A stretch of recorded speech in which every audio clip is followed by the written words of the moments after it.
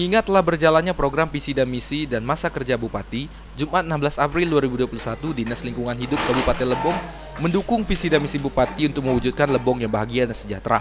Dalam hal ini, selaku Sekdis DLH Kabupaten Lebong menegaskan ada beberapa program DLH yang sampai saat ini masih berjalan dan pastinya sangat berpengaruh kepada visi dan misi Bupati dan Wakil Bupati Lebong. Di antaranya Rencana Perlindungan dan Pengelolaan Lingkungan Hidup atau RPPLH. Pengolahan keanekaragaman hayati atau KEHATI, program pengaduan lingkungan hidup, program penghargaan lingkungan hidup terhadap masyarakat, serta program-program lainnya.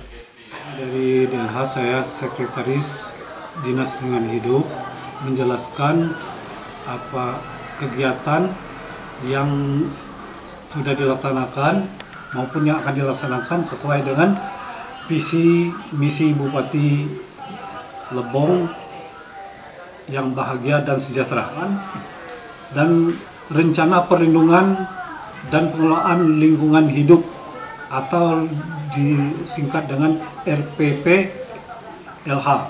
Selaku Sekretaris DLH berharap dengan disahkannya kedua perda ini, masyarakat sekitar diharapkan untuk bisa menjaga lingkungan sekitar, sehingga bisa mengurangi dampak pencemaran lingkungan dan menjadi keindahan lingkungan, menjadi Lebong yang bersih, bahagia, dan sejahtera. Diharapkan dapat mengurangi dampak pencemaran lingkungan dan juga